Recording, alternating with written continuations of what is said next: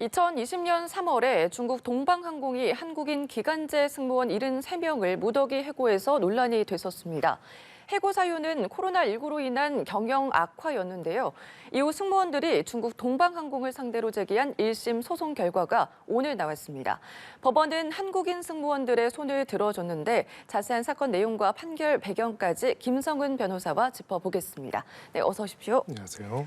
네, 한국인 승무원을 집단 해고하면서 논란이 됐었고요. 그와 관련해서 오늘 1심 판결이 나왔습니다. 우선은 중국 동방항공과 한국인 승무원 사이의 소송이 시작이 됐던 구체적인 배경부터 말씀을 해주시죠. 네, 이제 2020년 3월이면 우리가 코로나가 막 예. 확산됐던 시절이죠. 또 여러 가지로 여행과 항공의 타격도 있었던 시절이기는 합니다. 근데 이때 중국 동방항공의 한국인 한국인 승무원들 중에서도 특정 기수에 해당되는 승무원들이 원래는 이제 계약 기간이 끝나게 되면은 계약 갱신에 대한 부분들이 있는데요. 이런 것이 논의되는 시점에서 모두 계약 갱신이 거절되고 결과적으로는 해고가 된 이런 사안이 발생을 했고요. 이 부분과 관련돼서 이렇게 계약 갱신을 거절하고 정규직에 전환하지 않고 해고, 그래서 근로계약 관계를 종료한 것이 소위 말하는 부당해고다라는 취지로 이 부당해고와 관련된 부당해고 취소 선고 소송을 제기를 했습니다. 관련된 소송에서는 결국 쟁점이 됐던 거는 이 계약 내용에 대해서 기간이 정해져 있는 계약직이라고 하더라도 그 계약의 갱신에 관한 정당한 기대권이 있다면은 그것을 보호해야 한다는 것이 대법원 판례거든요. 예. 바로 이 근로자들한테 이렇게 계약 갱신에 기대권이 있었는지. 두 번째는 계약 갱신에 기대권이 있다면은 그럼에도 불구하고 계약 갱신을 일부 거절하는 경우가 있을 겁니다. 네. 이 거절하는 과정에서의 절차와 그리고 내용이 공정하고 합리적이었는지 이 두 가지를 판단하게 됐고요. 결론적으로는 재판부는 이런 부분에 있어가지고 관련돼서 계약갱신의 기대권이 있었는데 절차와 내용에 있어가지고 합리적이고 공정한 절차에 따라서 계약갱신이 거절된 게 아니기 때문에 종국적으로는 부당해고다라고 판단을 내렸습니다. 네, 쟁점에 대해서도 말씀을 해주셨고요. 1심 법원은 한국 승무원에 대한 차별적인 해고다 이런 판결을 내렸습니다. 1심에서 승소한 승무원들은 오늘 밤에는 두 발을 뻗고 잘 수도 있겠다 심경을 밝히기도 했는데 1심 법원이 승무원들의 그럼 손을 들어준 구체적인 이유는 뭔가요? 네, 두 가지 단계로 나눠집니다. 이거는 사실은 이 사안 말고도 우리 회사에서 근무하시는 분들이나 예. 회사 차원에서도 계약을 체결할 때 볼 필요가 있는 부분인데요. 우리가 이제 정규직이라는 개념이 있고 계약직이라는 개념이 있습니다. 일정한 기간으로 2년이나 3년 정도의 기간을 정해가지고 근로계약을 체결하는 경우들도 있는데요. 그 근로계약 기간이 종료가 되면은 그냥 종료해도 되는 것으로 아시는 분들도 많이 있습니다. 하지만은 우리 법원에서는 꼭 그렇지 않게 판단하고 있습니다. 그 계약이 특별한 사유가 없는 이상 갱신, 소위 말해서 연장이 되거나 더 대속될 거라는 정당한 기대권이 있는 경우에는 그런 경우에는 계약 기간이 끝났다는 이유만으로 계약을 갱신 안 하는 것을 소위 말하는 해고에 준해서 판단하고요. 일단은 그것이 첫 번째 쟁점이 됐었는데 네. 이 사건에 있어가지고는 이 승무원들이 특별한 사유가 없는 이상은 이 계약 기간이 끝난 이후에 갱신을 기대할 수 있는 정당한 사유와 내부적인 절차가 있었다는 것의 이유로 계약 갱신 기대권이 인정됐다고 봤습니다. 그렇다면 이 첫 번째 단계에서 일단 이 계약을 갱신하지 않은 거는 소위 말하는 해고에 준해서 볼 수가 있습니다. 네. 그렇다면 해고라고 한다면은 해고의 이유가 정당해야 하고요. 해고를 선택한 사람들에 대한 선정의 과정이 절차가 합리적이고 공정해야 합니다.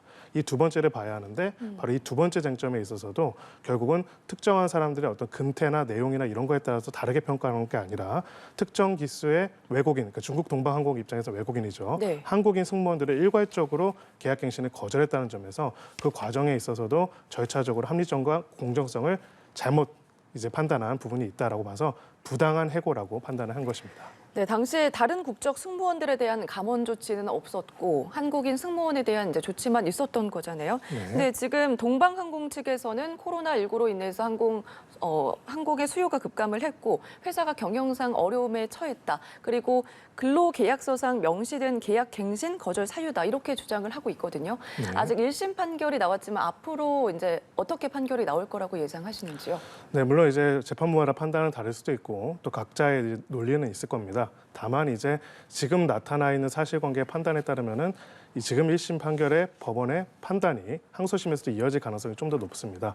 즉 지금 사측에서 이야기하고 있는 내용들, 즉 계약 갱신을 거절할 수 있는 사유로 명기를 한 적이 있었고 또 당시 경영상 이유가 있었다라는 내용들은 일반적인 해고에서 다 있는 거거든요.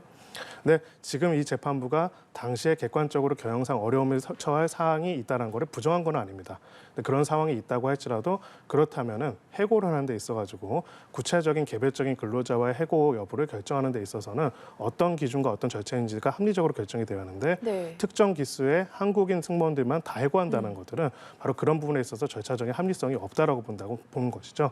그리고 네. 이 부분은 항소심에 가더라도 크게 다르지 않을 것이다 이렇게 생각합니다.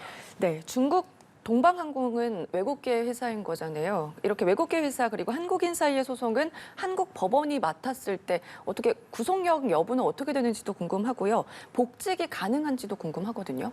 네, 기본적으로 구속력이 동일하게 있다라고 보면 됩니다. 가령 이제 우리나라에 있는 회사들 중에서도 외국 자본이 대주주인 경우들도 있고요. 예. 그런 회사들도 있는데 기본적으로 우리나라 근로자와의 근로계약 관계에 있어서는 우리나라 근로기준법이 적용이 되고요. 거기에 따라서 근로기준법 위반 여부들이 결정이 되기 때문에 이 판결이 내려지게 된다면 이 판결에 따라서 소위 말하는 복직이 이루어지고요. 두 번째로는 그 복직을 하는 것뿐만 아니라 그동안의 해고 기간 동안에 소위 말하는 일인 임금과 거기에 따른 이자 부분들도 지급할 의무가 발생을 합니다. 물론 이제 이 회사가 이쪽 사업부를 완전히 정리하고 철수를 하는 뭐 구체적인 작업들을 한다면은 모르겠지만은 특별하게 그런 사정이 아닌 이상은 법률적으로 봤을 때는 외국계 회사라고 할지라도 이런 상황에서는 우리나라의 법이 적용이 되고 우리나라의 법원에 따른 판결에 따른 판결이 집행이 가능합니다. 네.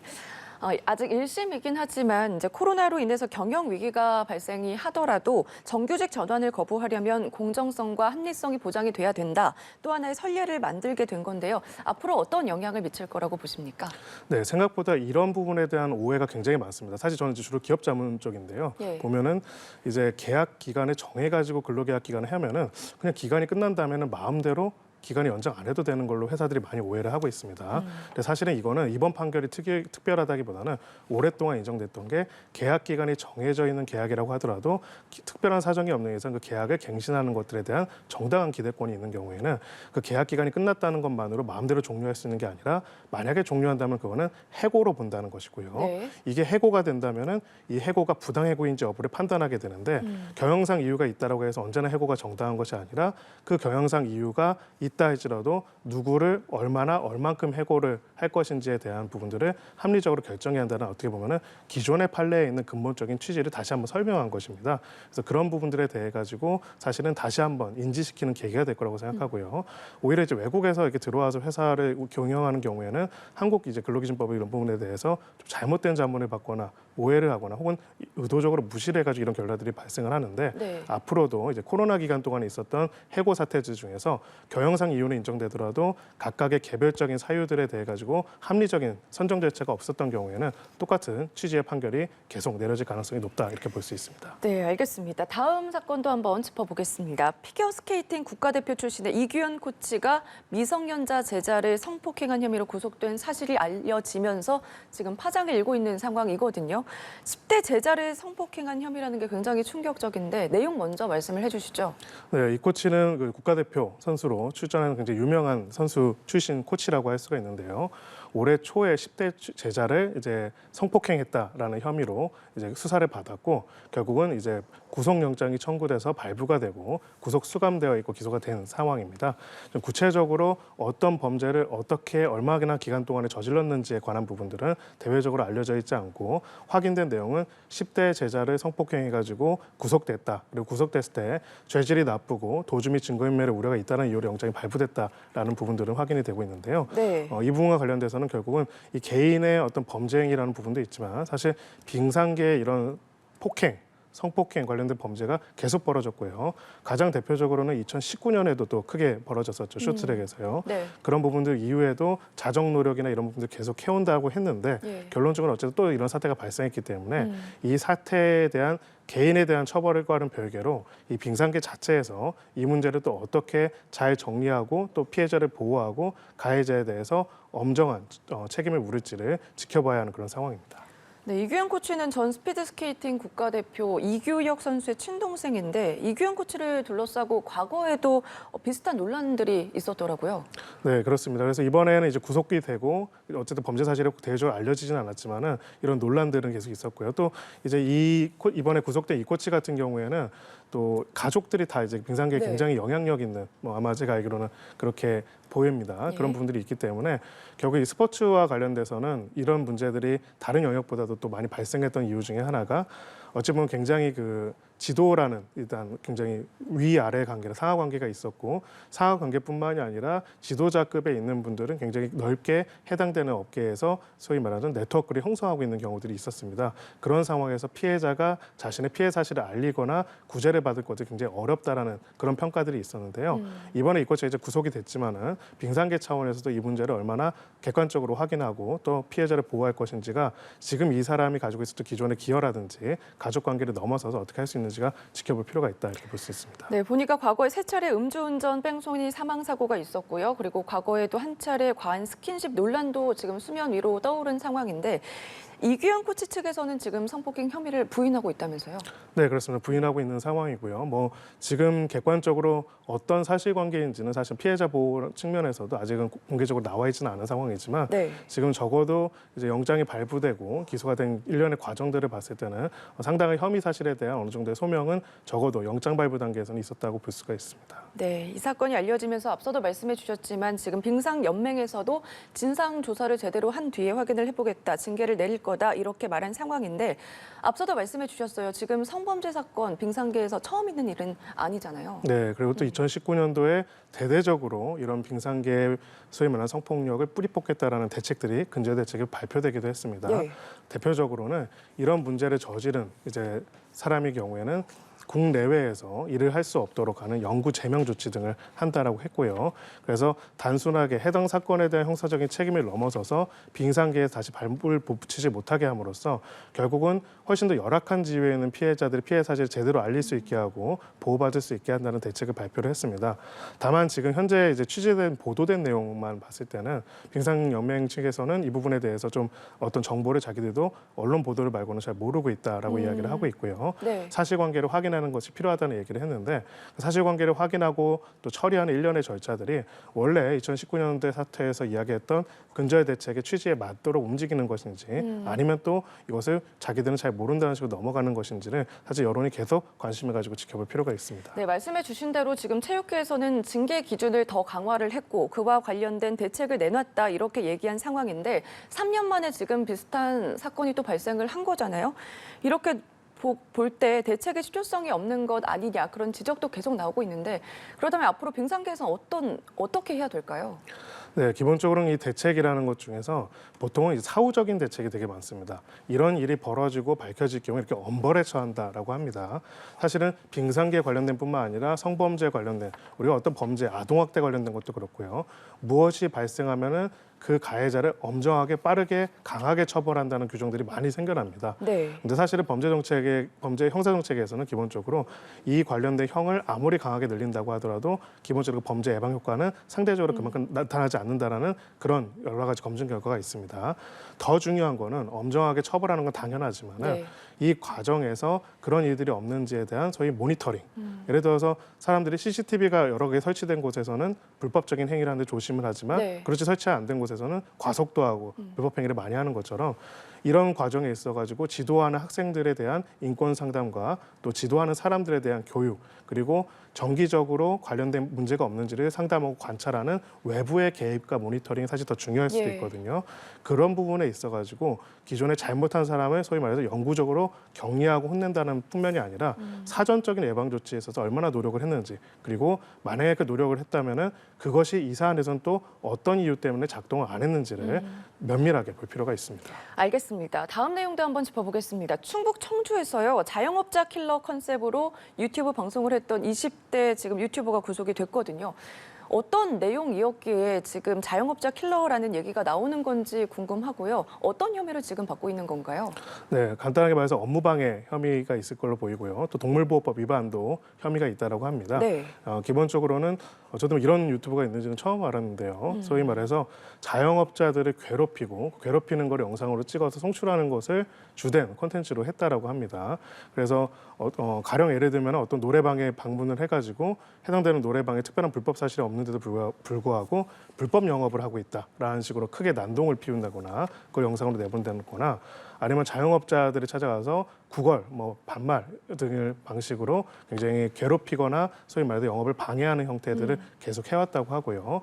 또 이것을 막기 위해서 출동한 경찰에 때도 함부로하게 대하는 그런 부분들이 있었다는 부분들이 드러나서 결과적으로는 이런 업무방해, 난동행위에 대해서는 바로 구속되는 경우는 사실 좀 이례적이지만 예. 이런 부분들이 단순하게 일회적인 것이 아니라 자신의 유튜브 채널에서 지속적으로 어떻게 보면 반복적으로 이루어져 있고 그런 면에서는 이 부분에 대한 형사처벌이 뿐만 아니라 이 형사처벌이 제대로 없고 인신구속이 안 된다면은 또 재범의 위험성이 높다라는 네. 이유로 영장까지 발부됐던 이런 사안이라고 볼 수 있습니다.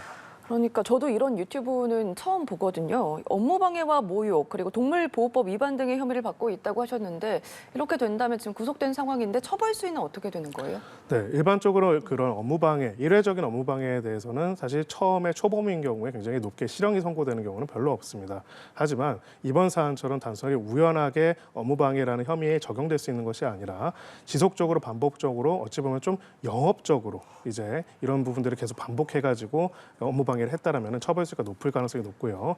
일단은 구속이 됐다는 점에서 최소 실형까지도 선고될 가능성을 배제할 수가 없다 이렇게 생각을 하고요. 네. 결국은 이 처벌의 수위라는 거는 이 사람의 죄질의 무거움뿐만 아니라 또 이걸로 인해서 피해를 본 분들의 피해의 정도까지도 영향을 미칠 수가 있는데 계속 영업을 해야 하고 떠날 수도 없고 도망갈 수도 없는 자영업자들 입장에서는 굉장히 큰 피해를 입었다는 점에서는 가장 일반적인 업무방해 혐의보다는 훨씬 더 무거운 혐의 선고될 가능성이 높다 이렇게 생각합니다. 네, 이번 사건을 보면서 지난 태풍 흰남노 때도 이제 유튜버가 생중계를 하다가 이제 위험한 상황에 닥치는 그런 상황도 있었고 요즘에 보면 지나치게 자극적인 소재들만 찾아서 콘텐츠화를 하는 유튜버들을 볼 수 있어서 이 부분에 대해서도 비판의 목소리는 계속해서 나오고 있는 상황이거든요. 이 부분은 어떻게 생각하시는지 궁금하고요. 앞으로는 어떤 대책이 필요하다고 보십니까? 네, 기존에 이제 소위 말하는 미디어, 우리가 레거시 미디어라고 하죠. 미디어 같은 경우에는 방송의 내용과 그런 부분들에 대해 가지고 여러 방식으로 책임을 지거나 또 거기에 따라서 소위 말해서 긍정적인 부분, 부정적인 부분에 대해서 평가를 받는 부분들이 많이 있었습니다. 네. 여러 채널에서 모두가 콘텐츠 크리에이터가 되면서 좋은 부분도 있었지만은요. 결국 이런 부분에 대한 책임이 그만큼 높아진, 소위 말해서 윤리가 높아진 부분은 없었고 오히려 그것이 굉장히 낮아졌는데 결과적으로는 이번에 구속영장 발부를 좀 굉장히 중요한 의미라고 생각을 합니다. 네. 방송하다가 혹은 젊은 사람이 그 정도 장난을 친 것 같고 구속까지는 안 했다. 과거에 그렇다면은 이제 이것이 미디어라는 것을 결합해가지고 이 미디어 자체를 하나의 상품처럼 파는 사람들이 여러 명이 늘어난다면은 법에 있어서도 이걸 단순한 장난이나 개인의 일탈로 보는 것이 아니라 네. 한 미디어가 굉장히 많은 영향력을 가질 수 있고 그 영향력을 부정적으로 이용해가지고 괴롭힌다면은 그 미디어의 무게만큼이나 강한 책임을 묻게 되는 것이겠죠. 그래서 결론적으로는 지금 이런 내용들에 대해 가지고는 과거보다는 법원이나 수사기관에서도 훨씬 더 높은 책임을 묻는 또 형사적인 책임을 묻는 것으로 바뀌어갈 수 있다고 생각을 하고요. 이것을 토대로 과거에는 책임을 지지 않고 자극적인 소재로 이상한 행위들을 했던 많은 유튜버분들이 어찌 보면은 더 무거운 책임을 부담하는 사례들이 계속 속출할 것이라고 생각합니다. 알겠습니다. 여기까지 들어보겠습니다. 지금까지 김성근 변호사와 함께했습니다. 고맙습니다.